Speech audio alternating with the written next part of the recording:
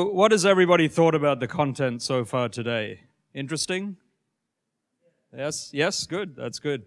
So there's been a lot thrown at us. So what I want to do very quickly before we move on to the Q&A is really try and bring it back together and just refresh your memories about the different things that we've talked about. So I've sort of titled this 12 for 2012, and it's going back to what John introduced right at the beginning is, are you ready for 2012? And what we really want to do is to ensure that you have everything in place today in the next 3 months before you start buying Christmas gifts, so that when you come back to work in the first week of January, if you're not on holiday, that you have a really strong platform to start driving your business to the next level. And I feel that there have been 3 key themes today. So the first is the whole multi-channel attribution portion, so looking beyond the last click. Looking beyond your website as well, looking at the roles of social and mobile are playing with your visitors.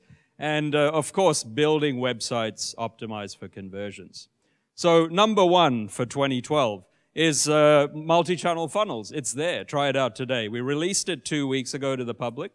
There have been people testing it for a few months now. It should be in your account.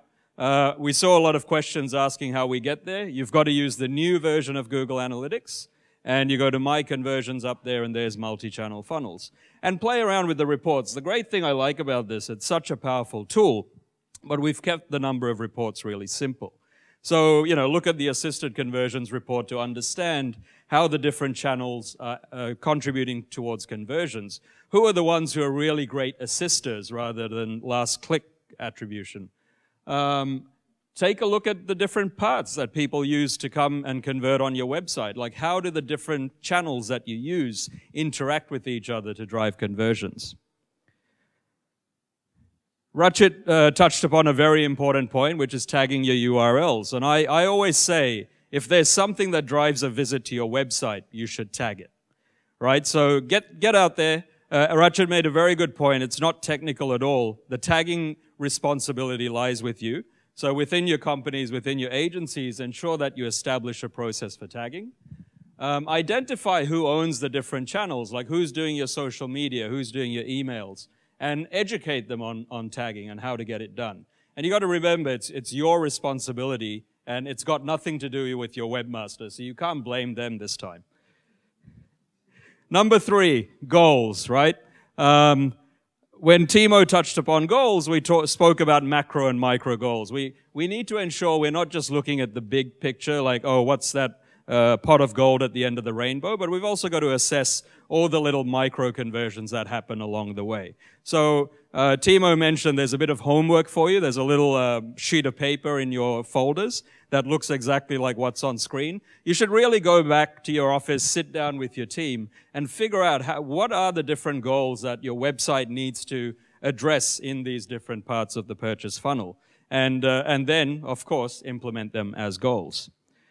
Mobile, right? So we've looked at ensuring you're tracking your site. You look at your desktop stats for mobile visitors. Ensure you've got analytics on your mobile site itself. And Nash also spoke about how you can track your Android and iOS applications as well using Google Analytics. So there's no excuse for understanding for not understanding how your mobile visitors interact with your content. Of course, then there's social as well. So this is fairly straightforward. If you've got a +1 button on your website, absolutely nothing to do. Just go to your social tracking reporting and have a look at the data. If you've got Facebook and Twitter widgets on your site, just copy and paste the code that's in our help center. It works straight away. And if you have other social widgets on your site, like Milka Deal's email button, for example, you can easily call the track social method in response to anybody clicking on those. Then there's speed, right? So we saw that probably one of the easiest things you can do to just increase your conversion rates by a few easy percentage points is to just increase the speed of your website. So first thing you, of course, got to do is understand which of your pages are slow. Where are they slow? So implement the track page load time method in your code. Identify your slowest loading landing page and throw it into page speed on Google Labs. And then look at the recommendations there and then try and figure out, all right, what could we fix really quickly, really easily, and start speeding up our page load times. We did look at landing page designs and testing as well. So, of course, to be able to understand what you need to test, evaluate your desktop and landing pages based on the best practices that both Vijay and Mark provided. Formulate some ideas based on that, and then, of course, always be testing. If you don't want to use Google Website Optimizer, use something else, but you should always be testing. Find the landing page with the highest bounce rate, figure out what you could do, and then test it out. And then we started also look beyond Google Analytics, and I think Nagalakshmi really showed us two great tools with Insights for Search and Ad Planner. And two really easy things you can do tomorrow is just go to Google Insights for Search, put in your brand name, put in your competitors' brand names, and see how are people actually searching for these terms, what are the trends, what's changing. And go into DoubleClick Ad Planner, throw in your domain name, and see what you can learn about sort of what DoubleClick knows about visitors to your site. And throw in your competitors' domain names as well, and see what you could find out about their visitors too. So a lot of people keep asking about training, being educated in analytics, and so the great thing is today, after our Q&A session, our partners will be offering training sessions in this room and the room next door.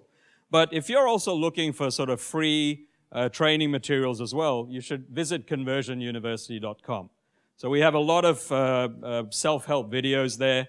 They're about 8 to 9 minutes each, very easy, very intuitive, and they cover all the basic topics. And the great thing is, once you've done it, you could sit for a little exam and get a nice little certificate here that you could, print, frame, and hang on your wall.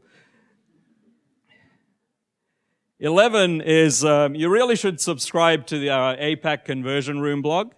So the URL's there, but the little folders and the notebooks you have, if you flip it around, you'll see the URLs there. And, so you don't have to read it every day. You don't have to come visit it every day. Just put your email address in the box there. And anytime we publish anything new, it will come up.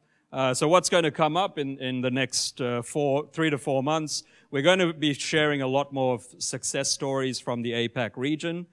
We are going to be sharing multi-channel funnels guides, using APAC websites as the examples.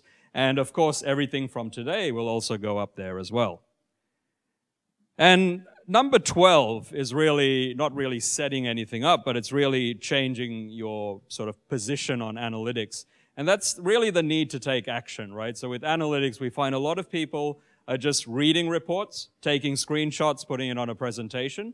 But all the cases we showed you today is examples of how people had a successful outcome from using that data. And they actually took action on that data. And that's what you need to be doing as well. It's not just good enough to see some interesting graphs. You should be able to identify what could you change on your website or what could you change on your marketing to increase your conversion rates. So the rest of the day today is really about you and deepening your knowledge, right? We've shared a lot with you. So for the next 20 minutes, we're going to have some Q&A with all our speakers. Everybody's been tweeting a lot of questions. We want to answer those for you. And then some of you have opted in to receive some training from our partners, so that'll be next as well.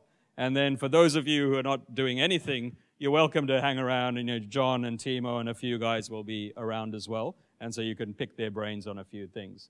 So with that, I'd just like to invite our speakers to come up and we can grill them, grill them hard.